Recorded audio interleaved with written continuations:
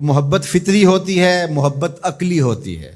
فطری محبت جس طرح باپ کی بیٹے سے، بیٹے کی باپ سے، ماں کی بیٹے سے، بیٹے کی ماں سے، بہنوں بھائیوں سے، یہ محبت فطری ہے۔ تو اس میں نہ رنگ دیکھے جاتے ہیں، نہ کمال دیکھا جاتا ہے، نہ وصف، نہ خوبیاں دیکھی جاتی ہیں۔ ماں سے محبت کرنی ہی کرنی ہے، چاہے حبشیہ ماں ہو، اور بیٹے سے محبت کرنی ہی کرنی ہے، چاہے بیٹا کالا کلوٹا ہی کیوں نہ ہو، ماں اس کو بھی چاند کہہ کے پکارتی ہے۔ تو اسی طرح دوسری محبت عقلی جس طرح مشاہیر کے ساتھ، شخصیات کے ساتھ کی جاتی ہے، اہل علم کے ساتھ کی جاتی ہے، تو یہ محبت عقلی ہے۔ اور تیسری محبت شرعی ہے۔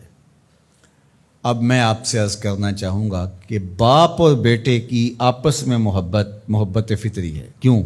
اس لیے کہ باپ کی وجہ سے بیٹا جو ہے وہ ظہور پذیر ہوا ہے، اس لیے وہ محبت فطری ہے۔ تو میں کہوں گا کہ فطرت انسانیہ بھی اس بات کا تقاضا کرتی ہے کہ حضور سے محبت کرے، کہ پوری کائنات محمد عربی کے نور کے فیض سے پیدا ہوئی ہے۔ اور اگر محبت عقلاً کسی سے کی جاتی ہو تو عقل انسانی کا تقاضا یہ ہے، جو بھی پہلو مقرر کریں، عقل انسانی فیصلہ دیتی ہے اس سے محبت کی جائے۔ یہ صاحب علم ہے، یہ صاحب کمال ہے، یہ صاحب جمال ہے، یہ احسان کرنے والا ہمارے اوپر محسن ہے، ہمارا یہ معالج ہے، اس نے علاج کیا ہے، ہمارے مرض دور کیے ہیں، اس لیے اس سے محبت کی۔ جو بھی آپ معیار مقرر کر لیں اس کا مصداق اول ذات رسالت مآب قرار پائیں صلی اللہ علیہ وآلہ وسلم۔ اگر کسی سے اس لیے محبت کرتے ہیں عقلاً کہ وہ صاحب کمال ہے تو اس سے پیار کیجئے، بالغ العلا بکمالہ۔ اگر کسی سے اس لیے پیار کرتے ہیں کہ وہ صاحب جمال ہیں تو اس سے پیار کیجئے، کشف الدجی بجمالہ۔ اور اگر کسی سے اس لیے پیار کرتے ہیں کہ وہ اوصاف حمیدہ کا مالک ہے، ایک اچھا انسان ہے، تو پھر اس سے پیار کیجئے، حسنت جمیع خصالہ۔ تو پھر بے ساختہ پیار کیجئے اور کہیے صلو علیہ وآلہ۔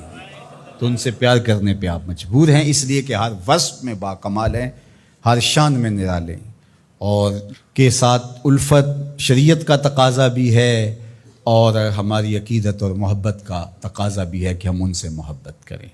اور کائنات نے ان سے محبت کی، اور زمانے نے ان سے جتنی محبت کی، کبھی کسی نے اتنی محبت کسی سے کی نہیں ہوگی جتنی صحابہ نے حضور سے محبت کی ہے۔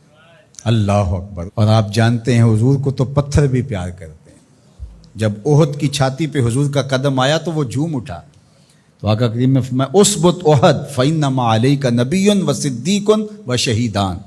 اور جب غزوہ تبوک سے حضور واپس آئے تو حضور نے احد کو دیکھا تو برجستہ ارشاد فرمایا احد جبل یحبنا و نحبہ۔ احد پہاڑ ایسا ہے جو ہم سے پیار کرتا ہے، ہم اس سے پیار کرتے ہیں۔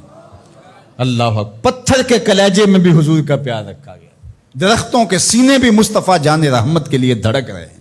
وہ پتھرانوں کلمے پڑھا جان دینا، وہ سکیاں کھجوراں اگا جان دینے، قطرے کو سمندر ذرے کو ستارہ کرتے ہیں، کونین کو خم آ جاتا ہے جب زلف سوارا کرتے ہیں۔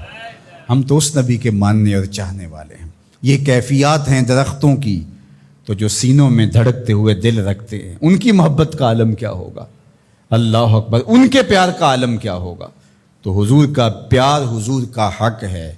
ہم اگرچہ صدیوں کے فاصلے پہ کھڑے ہیں لیکن اس نبی سے پیار کرتے، اس نبی سے محبت ہمارا ترا امتیاز ہے۔ ہمارے آقا و مولا کے ساتھ ہمارا رشتہ الفت، ہمارا رشتہ محبت قائم ہے، اور یہ ہمارے آقا کا ہمارے اوپر حق ہے، اور ہم اس حق کو ادا کرنے کے لیے کوشاں بھی رہیں گے، اور بارگاہ عزت میں دعا گو ہیں اللہ ہمیں اپنے محبوب کی سچی محبت عطا فرما، وہ محبت جو اطاعت سے، فرما برداری سے، اتباع سے، حضور کے احکام کی تعمیل سے، حضور کی سنت کی اتباع کے ساتھ جڑی ہوئی ہو۔ ہماری محبت صرف ہماری زبان کے کناروں تک نہ رہے، ہماری محبت صرف ہماری ظاہریت تک نہ رہے، بلکہ ہماری روحوں میں، ہمارے قلوب میں، ہمارے دل کی دھڑکنوں میں اس آقا کی محبت کے بسیرے ہوں۔ ہماری وضاقتہ طرز زندگی، انداز معاشرت محبت کی گواہی فراہم کر رہی ہو، اور ہمارے انداز حیات حضور علیہ الصلوۃ والسلام کا پیار اور حضور کی الفت کا انداز لوگوں کو بتا رہا ہو۔ جو ہماری صحبت میں آ کے بیٹھے وہ حضور کے پیار کے رنگ میں رنگا جائے، نہ یہ کہ ہم خود حضور کی محبت کے صرف نام لیوا ہوں، ہمارا عمل رویہ، ہمارا طرز زندگی حضور علیہ الصلوۃ والسلام کی محبت کی مطابقت میں نہ ہو۔ آئیے میں اور آپ حضور علیہ السلام کے اس حق کو ادا کرنے کے لیے اس کے تقاضوں کے ساتھ عملی کوشش میں لگ جائیں۔